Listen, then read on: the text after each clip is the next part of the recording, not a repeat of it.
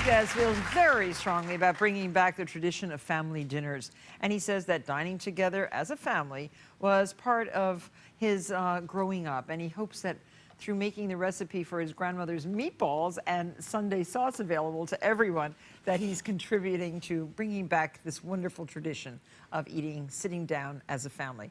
Please welcome Daniel Mancini. It's so nice to see you.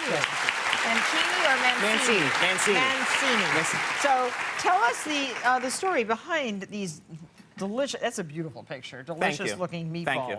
And that's me, my grandmother, right there. Oh, right there. Oh, we have a picture. Oh, great. So, oh yeah, there's the picture too. Another picture. Yes, that's a full shot. Oh. That was taken in the backyard of our Brooklyn home. I was a year old. Is that where you grew up, in Brooklyn? Yes. So tell us the story of the meatballs. Well, my grandmother and grandfather came here from Italy in 1921 through Ellis Island and settled in Brooklyn. Where in Italy did they come from? Barry. Barry. So that's on the East Coast. Yes. Yeah, so it's a beautiful place. It's so pretty. Oh, it's so beautiful. And they came here and settled in Brooklyn, and when my grandfather passed away, my family moved in to take care of my grandmother. And as it turns out, she took care of all of us. Right, of course. And I think I was 5 years old when she would put me on a stool right about here, and I would watch her cook. And she cooked all the time, and I went grocery shopping with her. And, oh, great. And I think it was 15, I was about 15, and I said, you need to teach me how to do all this. I just loved it, and she taught me. Grandma's pot? That's the pot we would fry the meatballs in. Look at this great pot. I love this. This is like that old Magnolite. Yes, and that's... I love this pot. Oh, that's so great. And I don't use it. It kind of just sits on the stove. Yeah, I guess, I mean, you should cherish that. I do. And what's this for? That she would use to make lasagna. We would roll out the pasta, and she'd give me that job, and I'd cut all these little edges. Oh, boy. And we would also make a cookie around Easter for that. And look at this. Ravioli cutter. Yes, fantastic. And it still works. It still works. Looks perfect. So, so the meatball recipe itself is hers. Yes. And it's meatballs in a tomato sauce. Yes. And, I mean, I haven't tasted a good meatball for a while, so I am very anxious to taste your meatballs. Oh, great. Good. Okay. Well, we started this off, and what you have is some olive oil and 2 cloves of garlic that I chop. Really? And you want to chop them a little crunchy looking, and a 1/4 cup of chopped onion as well. Okay, and you good. start that, and when that's translucent, we're going to put in 4 cans of whole peeled tomatoes. And we use now whole peeled tomatoes, and we crush them by hand, which is what we did here. Good. Right? You want to step back a little bit. I don't want to get this on you. I'm stepping back so that I don't get it all over my sweater. Put a little bit in this way, and then we'll dump the rest. Just Are you sure? Yes. Okay. Go on, down low. There, see? Well, that's what happens. Not That's a the way it splatter is. any place. Oh, just a little bit. Okay. And then we're going to put that on a medium heat. Okay. And we're going to cover it. Oh, wait, What about bay leaves and yes, we're salt going to and put in 2 bay leaves. A 1/2 teaspoon of salt. So not too much salt. No, and you know sugar, what? right? No sugar. And then, you know, she'd always do like one of those, you know, like a little extra. And a 1/2 teaspoon of pepper. Don't you love what grandmas did?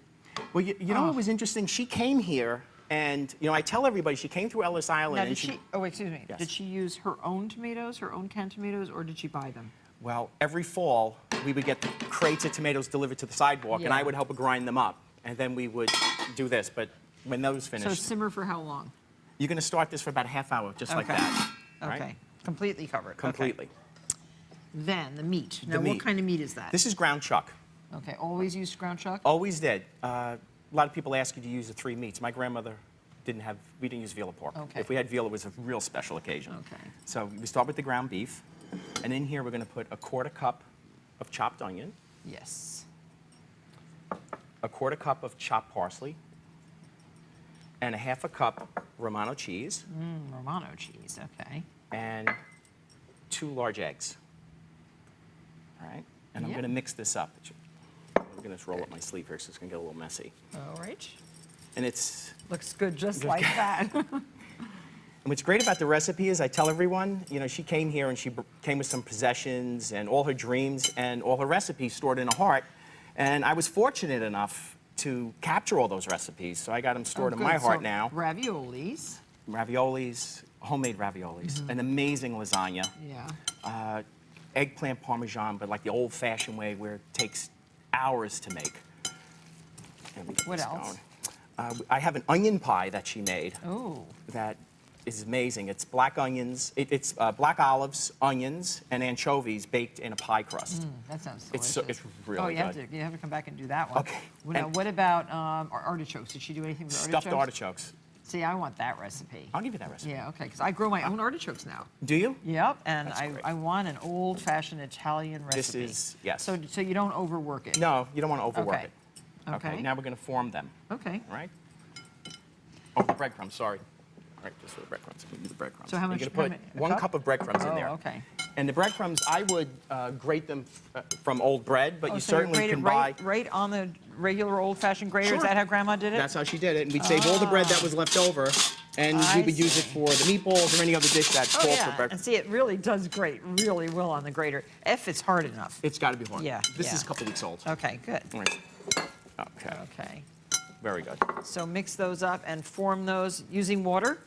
Well, I'm going to rinse my hands. Okay. So that I can make those. Okay. Okay, you can put it right in the middle. All right. So how much do you take? Well, I'm going to show you. I about 2.5 ounces, so they're going to look kind of like that. Okay. All right. You just roll it around. I bet how many of you in the audience have your own recipe for meatballs? Yeah. Not as many as you would think, but, oh, wait a minute, okay. And I have an expression I call the scented memory. I would wake up every Sunday morning to my grandmother's frying meatballs, and I think everyone kind of has a scented memory of something that triggers, something that happened in your childhood. You have a scented memory? No, of course.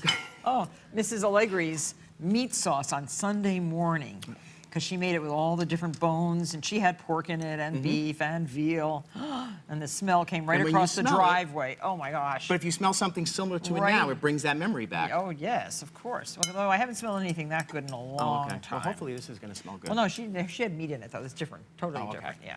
Now, what inspired you to leave a successful career in the garment business and start making meatballs? Well, I was in the garment business for 25 years, and I loved it, but the garment business really was a job, and this was a passion. Yeah. And all my life I've made this for family and friends, and every time I've made it, they'd say to me, this is amazing, you need to bring this, to the market for people to eat. Yeah. And one day, I walked in and I said, I've had it, I gotta follow my passion. And when I think about my grandmother just leaving her home and family in Italy and coming here, this is, my way, and it's amazing. Now my grandmother has a website. Well, not only would Grandma appreciate this, I mean, she must be so thrilled that you're making a living out of her beautiful family I'm sure she's watching, traditions. thinking, Oh yeah, I'm sure she is. got Martha Stewart making her meatballs. Okay, so this one's going to be a little smaller. Okay, well, that's the good thing about meatballs. I say they're like snowflakes, no two are alike. Okay, and that's great, because we're going to cook them in the sauce for a long time. So when we come back, we will cook the meatballs, brown them, and get them into the sauce. Thank you.